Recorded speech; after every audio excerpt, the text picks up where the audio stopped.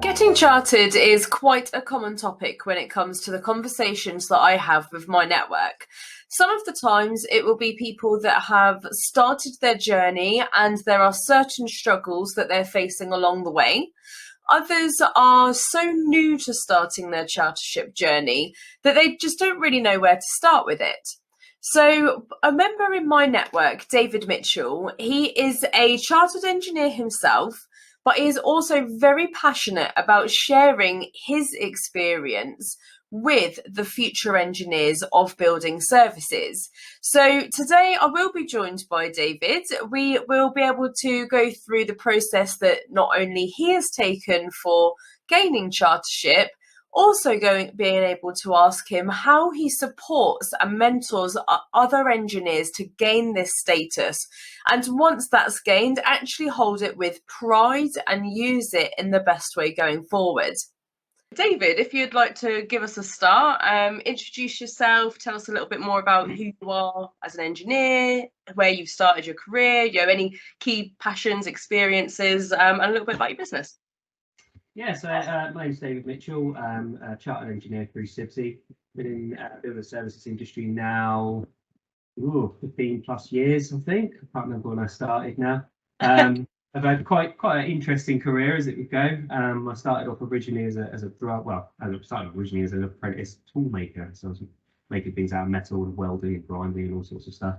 And then I moved to my first consultancy as a draftsman, and then started getting trained up as an engineer from there. Subsequently moved to another consultancy, continued training, ended up at a quite large consultancy on the south coast, which were known as Henderson Green back then, but obviously they're not known as that now.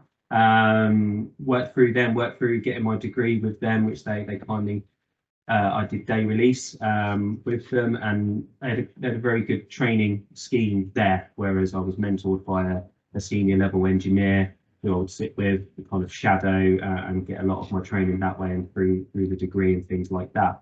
And it was about at that point when I started to consider what work needed to be done to get chartered and the route I had to go down to get it once I'd got my degree.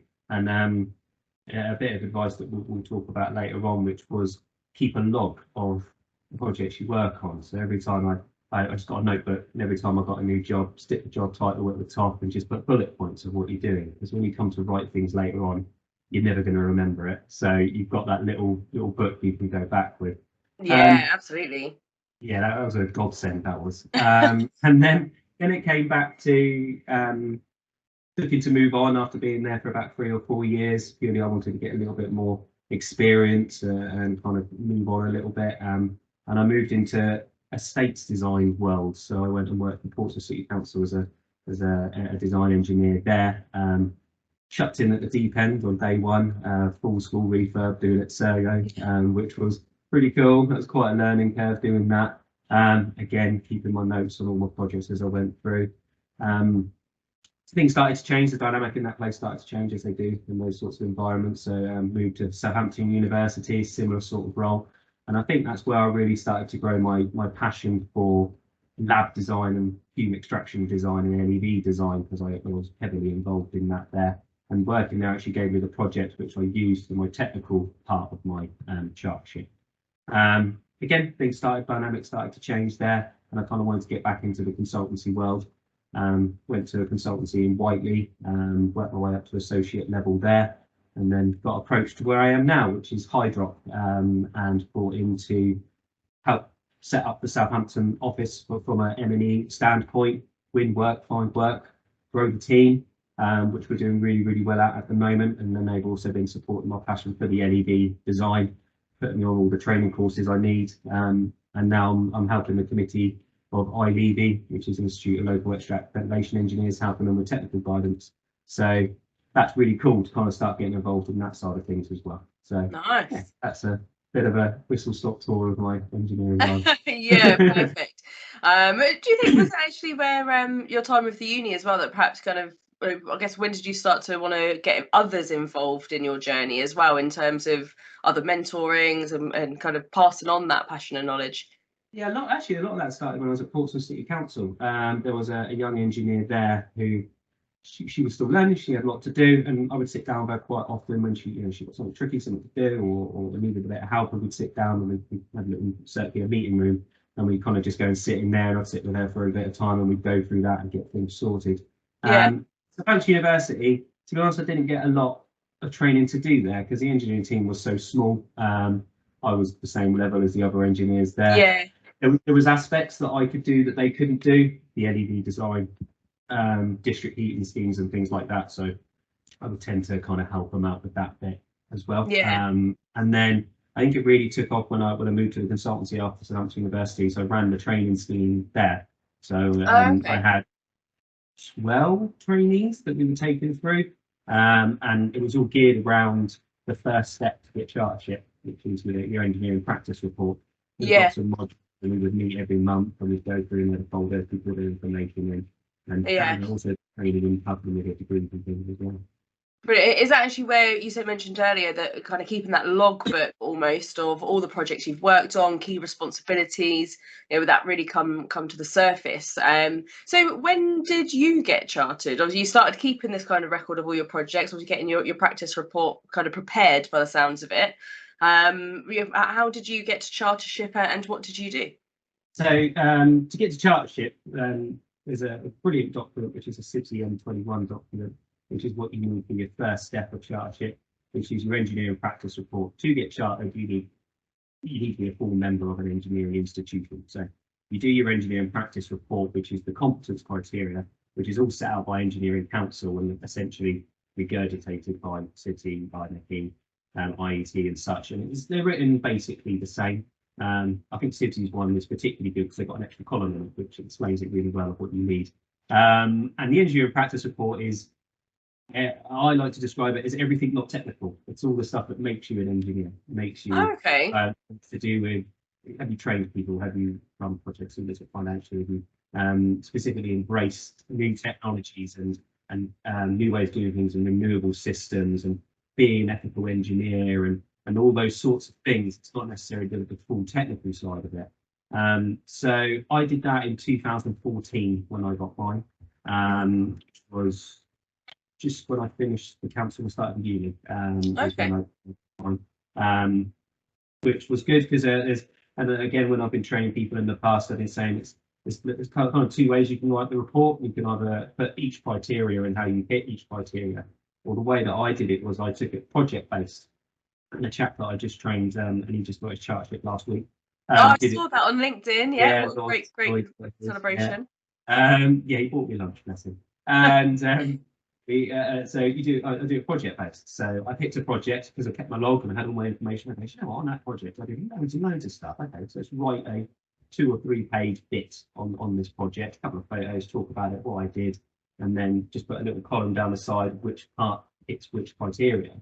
So when you come to present it to City or whoever you're going to go through, it's a really nice and easy flowing presentation because you talk about a project that you did and you tick it off. Well, you did it, and it just, rather than stand there and reel off 18 or 19, however many it is now, competence criteria, you do 3 or 4 projects and it flows a lot better. And then also a lot of what is in there you do every day. It's EPD, reading journals, doing a bit of research on a particular design project you're doing, or helping others, or training other people and things like that. So you can talk about, this is what I do every day in my job, and how I think of doing that. And I think that's a really nice way of, you can write that and present it really enthusiastically. So, I suppose because you've lived it, you've got those memories, not just kind of the bullet points that you've kept, but you were there for every step of that project. Yeah, I mean, they asked questions on mine which had nothing to do with any of the competence criteria. It was just, really? Let's do that. And I'm like, oh, well, we did this and we did that. Oh, that's interesting. And you carry on, and it just kind of makes it easier, I think. I can imagine it really does. And when you did go through that process, it sounds like the CIBSE kind of documents that you used, I appreciate there is others out there as well, sounds like that was I guess more of a guidance topic for you. Did you have any additional support around you on your journey to chartership?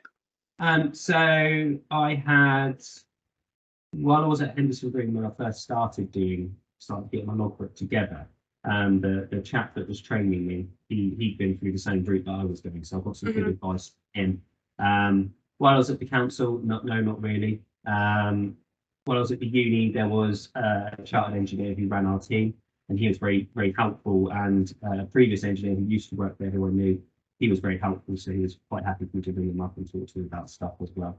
And I think there were a couple of other chartered engineers as well. A chap called John Barnes, who works at the council, he signed off my city actually. Oh, okay. So use the people around you then, the people that have been there, done it, and are happy to help guide you. That's the real key thing. Yeah, I mean, like with Lloyd, who just got his, I spent God knows how long running through presentations with him and getting everything just to make sure he was happy with what he's doing. And I've got another 2 guys at Hydrock which I'm helping at the moment, and we're doing the same thing. So keep that constant chat going, ask them any questions they've got. And it's really key because you don't know what you're doing until you've done it, really. So it's good to talk to people who have done it that route. I think giving little tips and advice and things. Yeah, oh, really good. I'm a big fan of that myself, actually. If there's ever people around me with more experience, so they're definitely the people to be leaning on. I do kind of bring that up in the conversations that I have with some of our members already. Ask those people that are around you that have done it for, I guess, that guidance on the next step as well. So obviously, if this was done for you, you've got your chartership back in 2014. How long? I got my MCity in 2014. Oh, right. The chartership in 2017. So that's the next. Oh, okay. That's the next. Oh, okay. So you got your MCity first, and then you spent the following 3 years kind of developing what that reporting process looked like, or anything different? Yeah. So basically, to get chartered from whatever point you're at, unless you've got a master's degree, you have to go the technical route. If you have a master's degree that's accredited, you go the standard. So the standard route is I've got my master's that's accredited with City or whoever you go. But I keep saying City, but that's who I'm through. Yeah. So and then you do the engineering practice report, which is all those competence criteria and things that we spoke about, keeping your logbook and doing all that. You'll have an interview, and it's always important, I would say, to do a mock interview with somebody who's done an interview. Because the actual interview notes that they fill in are all available on the website, so you can do a full mock interview with somebody. Okay. Which is good, which is what I did with Lloyd a couple of times with a couple of years. Yeah. And then it goes to panel, and then you'll get approved. The route that I did, which was the technical route, because I haven't got a master's, I've got a BEng, is you do your engineering practice report, which gets you your MCity, which is a bit of in 2014. Then you have to do a technical report, which is on a subject, so it could be a research thing, it could be a project you've done. And there's a very nice document, I can't remember the number of it now. It talks you through exactly what you've got to put into it. So I did which was a live project I was doing for Southampton University at the time, which was a chemistry building, heating cover system for chemistry building, 55 heating covers. And it was designed to react to wind speed and wind direction, which was the same as the building next door. So I worked with a company in Colorado doing wind tunnel modelling on it, and all sorts of things. And I took that from an existing system, strip out, new system, everything in there to make it work, sort of thing. And that was my chartership report. So I wrote a technical report on that. Actually took the wind tunnel model with me to the interview, which they loved. And then you go and do and present that technical report, which depending on your qualification depends how many words. It's probably about 10 to 12,000 words. And then you go and do your interview, and then that goes to panel approved, get chartership. So unless you've got a master's, it's 2 reports, 2 interviews. If you've got a master's, it's 1 report, 1 interview. Okay. And no, I remember you telling me before that there's been, obviously this is the chosen route that you've taken. It sounds like you've had some good levels of support around you, that actually sounds like you quite prompted yourself in terms of talking to people and leaning on in this case Sibsy as well. Were there any, I guess, in the route that you've taken, any key challenges that you faced, or perhaps things that you would perhaps educate differently if you was trying to mentor somebody else through chartership? I think one thing I would do is definitely make sure you've got the right documents before you do anything. We're going through my synopsis and my technical report, I used the wrong form, and even the guy that was training me or helping me through it thought that was the right form, and simply had changed the form. And literally right at that point they changed the form, so I submitted all this, wrote about a 15-page synopsis. Took me a couple of weeks to write it. sent it off, and then they came back and said, "This is the wrong form. Please fill this one in." So I had to rewrite the whole thing, and that had a really small word limit. So I had to trim everything down and get it all done. And after that, it was fine. Other little stupid things that I would suggest is whenever you send something in, make sure you keep a PDF copy of it on a member stick somewhere, because every time you send something in, you have to send signed copies of your certificates. So you photocopy your certificate, you get it signed, you scan it in, you send it off. And I didn't save them, so I had to go and rescan them, resave them, and do that again. So it's a little annoyance, but it was nothing else really. And just regular. I would always say you need to have a mentor because you have to have someone to sign everything. Yeah. So regular contact with that mentor. I rewrote my engineering practice report a couple of times just because I kind of just got plowed into it, and then by the time I got someone to read it, they came back and got a red pen on it. So it's just keeping that regular contact with your mentor, and maybe set up regular meetings. If you work with them, it's even better. Just to kind of make sure you're not going down the wrong path. So the mentor is actually something I get. It comes up in conversations quite often with some of the members that I speak to throughout the year. I think some businesses sound like they're really good for providing mentors or having people around you to do it, but in some organisations, I think people struggle a little bit to get those mentors. I mean, who does it need to be? Like, can you get somebody externally from a business, or does it need to be somebody at your company, or even can CIBSE, help support you find a mentor if you're struggling? CIBSE will help you find a mentor. If you don't have anybody that you can call upon, they have a bank of people that they can put you in contact with. I think it's in the M21 document. It could be. No, I think it's the training scheme document that they've got. If you wanted to get CIBSE accredited training, it notes that a mentor should be of equal or higher grade than what the person's going for. So if you're going for chartership, you need at least a chartered engineer or a fellow to mentor you. If you haven't got anybody in your company that can do that or has the time to do that, because it is also quite a time-consuming thing to do. That CIBSE, you can contact them. They have a mentor support thing on there. You can go on there and you can go, "I need a mentor, someone to help me." When you get your MCIBSE or your technical report signed off on the application form, I think you need to have known the mentor for a year before they need to have known you for a year before they can sign it off. So that's also. I mean, it will take you about 6 months to write your MCIBSE report probably. Plus, you've got all the research you have to do beforehand, keeping your logbook and all those sorts of things. So if you start early on, like I'm thinking of going for my MCIBSE, the sooner you do that, the sooner you get a mentor lined up, you're eating away at that 1 year. And that person can vouch for you. It can't just be somebody you've met for a week and get them to sign it off, sort of thing. It's down to us as people who do the mentoring to kind of put in our name to say that we believe that what this person's done is right. So it's you need to have that knowledge of the person as well. Yeah, absolutely. And like you say, it goes both ways. It's not just for the engineer to get a signature on a piece of paper, but for, like you say, for the person being the mentor, you are putting your reputation as well onto that individual. And I think, by the sounds of things, I'm sure you can appreciate I'm not an engineer, but it's the kind of situation where it seems like if you do have that mentorship and that guidance through the year, you're only going to come out of it in a stronger position anyway. Because you've been able to soak up all that knowledge from the other engineer anyway. So I've had some kind of interactions with CIBSE along the way. Now I appreciate there are other companies that can do this, but I do get the impression that they are very supportive. If you've got any questions, you can go to them. Obviously, if you need a mentor, you can go to them. I mean, what's your experience been of kind of getting that support directly from CIBSE or from an organisation body? Yeah, I mean, I think I spoke to Engineering Council a couple of times. I've always been through specifically my technical side of it, and CIBSE were brilliant.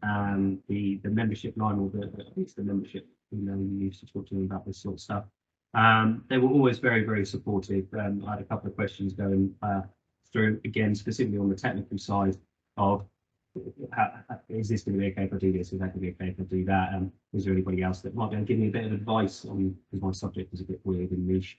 And Yeah, they were always, they come back very quickly on emails, coming back to me with information or come back to me for help and advice. And what they've also got, again, all the institutions have this, it's not just CIBSE.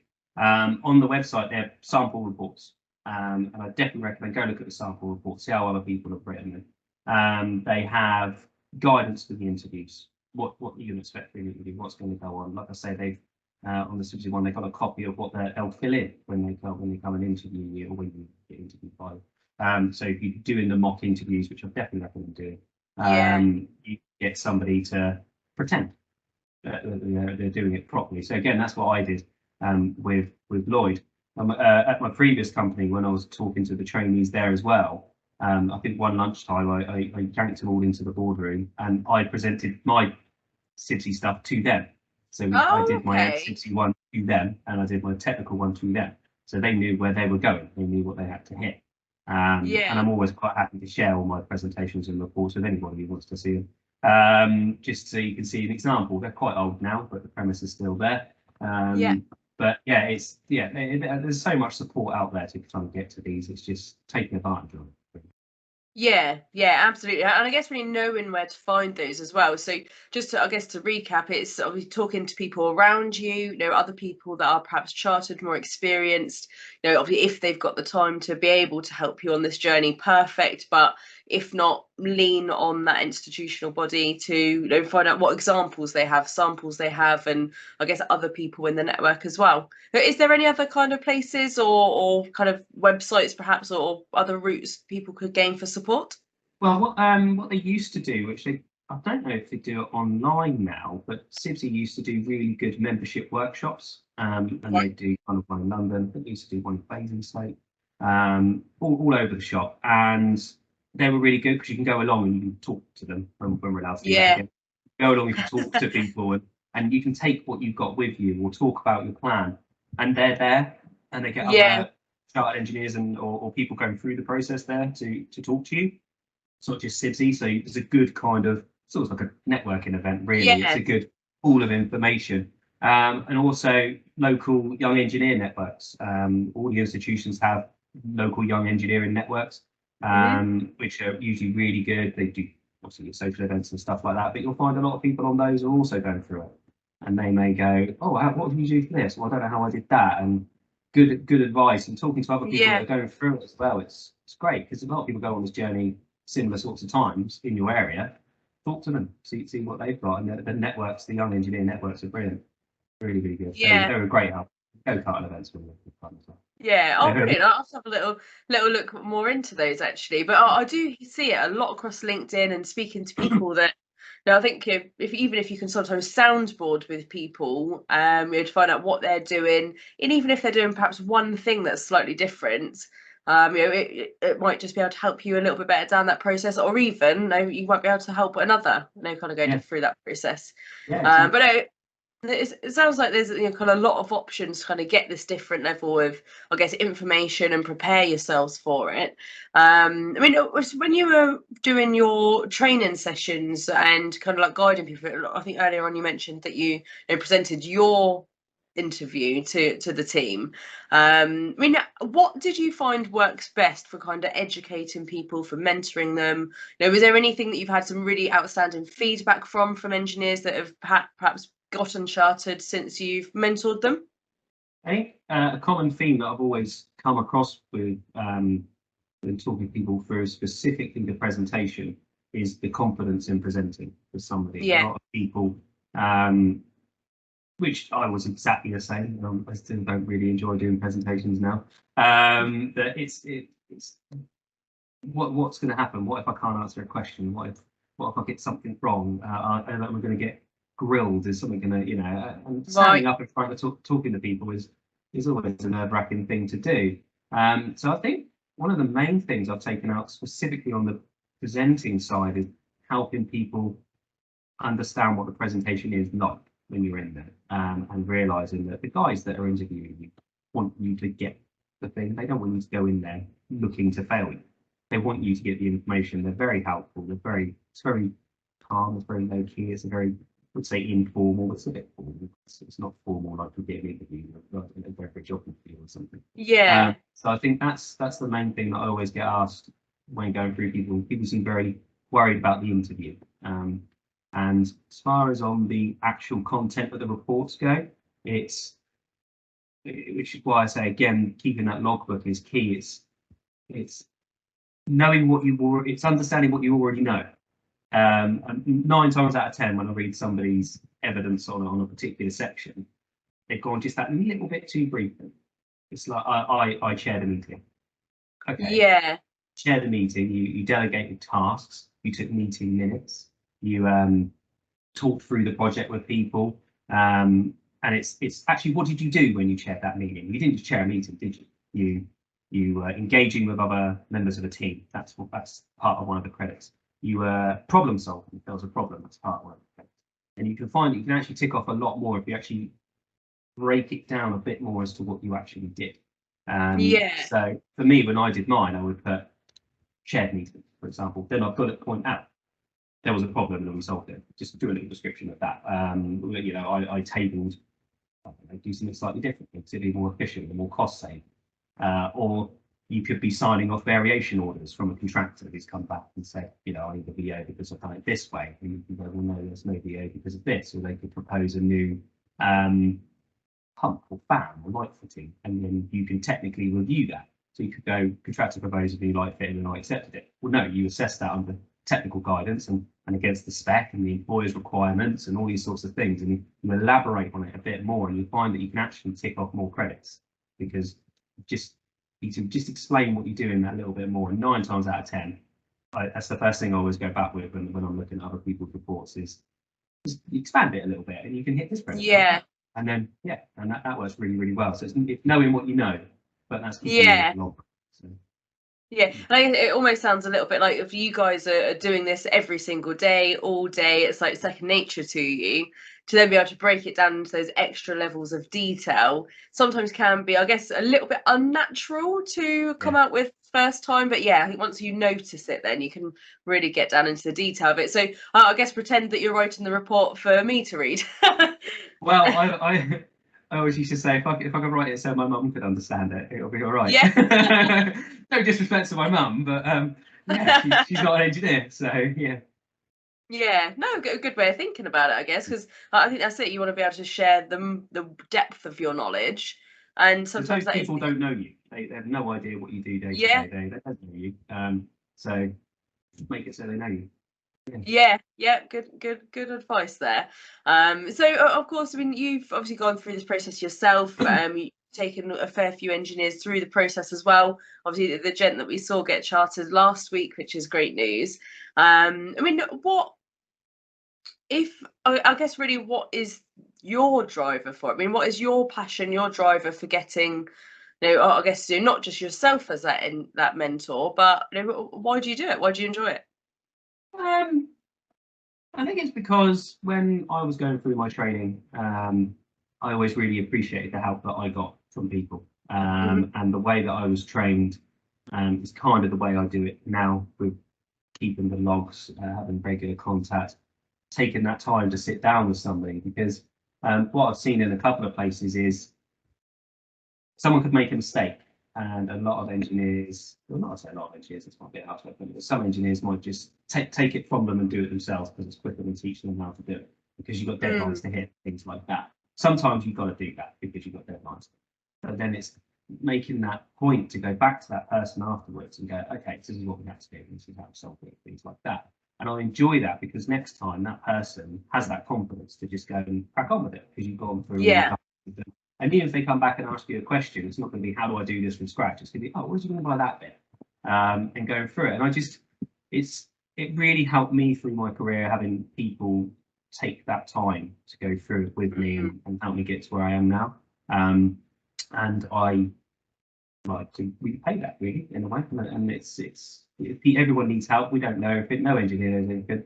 I learn stuff all the time. Everyone learns stuff. And if we don't train people up, all we're going to do in 10 years' time is moan there's no engineers out there. So it's going to be we've got to spend that time to build these engineers up, because you never know when you move company you might employ them. I enjoy it. I enjoy taking the time. It keeps my brain sharp as well, reminding me how to do all these things that I don't very often do anymore. And yeah, that's just fun. I enjoy it. Maybe Yeah. Oh, brilliant. I think it is good to hear, actually, and I would like to think there is a lot of other engineers or individuals like yourself that are out there. And I think perhaps this would be something really good to actually get off the back of the conversation we're having today. Is just, I guess, make other engineers aware that there are people, like yourself, that are willing to help. Or I guess all it starts with that conversation, isn't it? Start, asking questions, having the conversations, and even if these people aren't in your business, then there's other routes that you can go down to still gain this chartership. I mean, do you ever come across, are there any common obstacles or common questions from engineers? I think quite a common one is, and especially with the chap who got chartered last week, was I need to have a degree to get chartered. And as much as I will always say, get a degree. If you've got a chance to do the degree, do it, because you learn so much more than the engineering out of doing the degree. You learn deadlines, writing reports, all sorts of bits and bobs like that. And also the knowledge you get in that degree at the end is really, really in depth and really, really good. And I've used it quite a lot of times throughout my career, having that knowledge, that background knowledge to help you really solve a problem or whatever's going on. But if you were to go down the technical route, you don't have to have a degree to do it. The chap was talking about doesn't have a degree, and he was just worried that, well, I can't go and get my chartership. I've got a degree, but you don't actually have to have a degree. Yeah. So I'm not telling people don't bother doing your degrees. I mean, do your degrees. They're well worth it. But that's a common thing. Another chap I'm talking to at the minute, he's never going to get his chance to go and do his degree because of where he is in his career, in his life, and all that sort of thing. He's never going to get that chance to go and do his degree. As much as he'd love to, it's just sadly he's not going to be able to. But he's still going to be able to get his chartership because you don't have to have one to get one. And I think that's a really common question. And the next one is, how long does it take? You know what? That was my next question as well. I was just about to go there. And that's completely down to you, because, like I say, a lot of these things you've probably already done. If you're working in a high-end intermediate / senior role, you'll probably find that you're doing most of this stuff already, or soon will be. And keeping that log, I'll keep hammering that home, keeping that log of all the things you're doing. And if you find that you've got a particular credit that you can't hit, talk to your employer and go, right, I'm trying to get this, I need to hit this credit, and can I work on this with somebody? Can I do this? Can I do that? That's always a good way of doing it. And when you're writing your log as well, keep a copy of all the competence criteria is on the Engineering Council website. So if we use that one, I won't keep saying SIBSI. So go to the Engineering Council website and get a copy of those competence criteria. And again, in your logbook, go, okay, well, I think this one is A1, I think this one's B2, I think this one's E5, or something like that. And again, that'll start helping you go through. I had a printed out copy, and every time I knew I'd hit a credit, I just put a highlighter through that particular credit. So I was like, okay, cool, I've just got to do my webcam's going again. I've just got to do these ones. So that was really good. That was a really good way of doing it and helping people do it.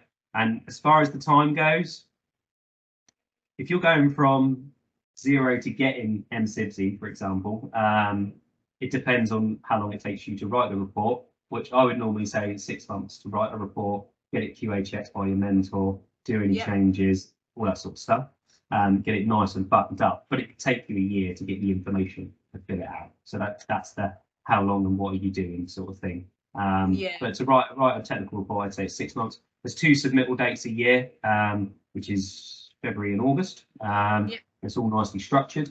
And then when it comes to doing the technical side, mine took 2 years to write my technical report, but purely because it was a live project. So I had to wait until the project finished to finish the report. But on that, if you're going to go down the technical route, when you're keeping your logbook of all your credits, keep an eye out for something that you might be able to write a technical report on. Don't finish your MSIBSI and then try and find one. Keep an eye out for what you could write it on, because that's what the chap we were talking about did. He kept an eye. And he ran through, I think he had about half a dozen ideas, and we sat down and we went through all his ideas. And it's, well, where are you going to go with this idea? We can all come up with an idea for a technical report, but it's kind of got to go somewhere. So where are you going to go with it? And he came up with a really, really good scheme, really, really good project based on a live project. So it's pretty much as soon as he finished his MSIBSI, he wrote his synopsis for his technical report and sent it off. So he was signed off to write his technical report within about 6 months of getting his membership plate. So because he kind of just done that bit of pre-planning to get that, kept his notes and things, and he was ready to go. So time, it's how long it takes you to write the report and get the evidence. I know some people that have done it in way quicker than that, and some people have taken way longer than that. There's no hard and fast rule on the time. It comes down to you, how long it takes you to write the report. Really. Yeah, absolutely. And I suppose likewise depends on what you're working on or what your current skills and current experiences to help you get there. I think again it brings it back to kind of that keeping a log aspect, keeping that portfolio, as to why it's so important to do that every step of the way. I mean, I couldn't even imagine how tough it would be to have to perhaps do that log or that report looking back on the last, say, 18 months. But yeah, I think that's a really key thing. As my main tips for anybody looking to go through this process, like I've said 20 times in this, is logbook. Keep that logbook. Sort yourself out a mentor, somebody you know and you trust, who can give you that good guidance, that good bit of help all the way through. And then crack on with it. Really, it's a great thing to achieve. It's a great thing to go for. And once you've got it, I say opens doors, but you get a lot of clients who insist on having chartered engineers on their projects, and then that allows you to get into other projects. It certainly has helped me throughout my career, work my way up into positions where I'm at. You'll see a lot of encouraging people to move jobs. When you look at jobs, and as you know, it's chartered or aspiring to be chartered usually is something that crops up in things. And as an employer, as someone who writes fees and things like that for my projects and helps my engineers out, I can charge them out more money if they've got chartership. So it helps your company. Because it helps your company from that way, which again helps you. So I think it is a very worthwhile thing. I'm very proud to be chartered. I think it's quite something I've really spent a lot of time working to do. I've got my certificate set up there. I like the fact that I'm a chartered engineer. It feels that I've got there, sort of thing, if that makes sense. Yeah, just when I've talked to the network, and the UK market throughout my conversations, it does feel like there is a little bit of a mix on what chartership can mean for you. I think from my perspective, it seems like some people have an opinion that they should be chartered just to say they're chartered, but it's great to speak to somebody like you that is genuinely proud to be chartered, and you've seen the doors it can perhaps open. I mean, from our point of view, we know what it's like when people are looking to hire engineers. People do look for that. Are they chartered? Are they aspiring to be? But at the same time, I wasn't aware that there are certain projects that will only have chartered engineers, and it's one of the things. Necessarily only have chartered engineers. A lot of companies will put it as a preferred. I have a chartered engineer on my project. I've come across that in a couple of things over the past year or so, where it's we know that clients are like, they want to have a chartered engineer on it, or it might be worded in a way in the fee bid or something that basically says they want a chartered engineer on this job.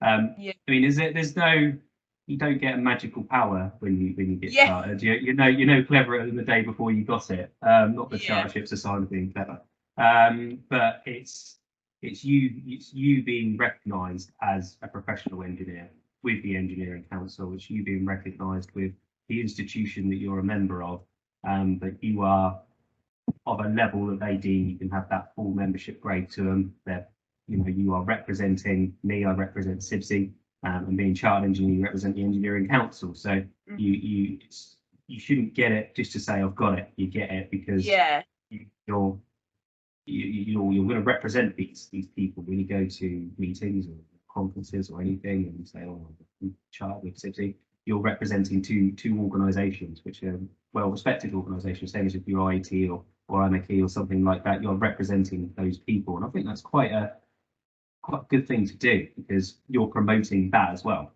You're saying, Yeah. like, I use Sibsy a lot, and I would promote people to go through Sibsy, but that's because I'm through Sibsy and I like what they do and how they do things. So you're Yeah. then promoting them, and it's a good thing to do. It's you're helping spread the word of who you work for, who you're a member of. And it's I'm proud to be chartered. It's something I worked really hard to get. Took me a long time to get there. Yeah. I left school with no GCSEs. I failed all those, and now I've worked my way up to a chartered engineer. So it's when I can look back on my life and my career path, I can go, you know what? Yeah, I nailed that. I did really well.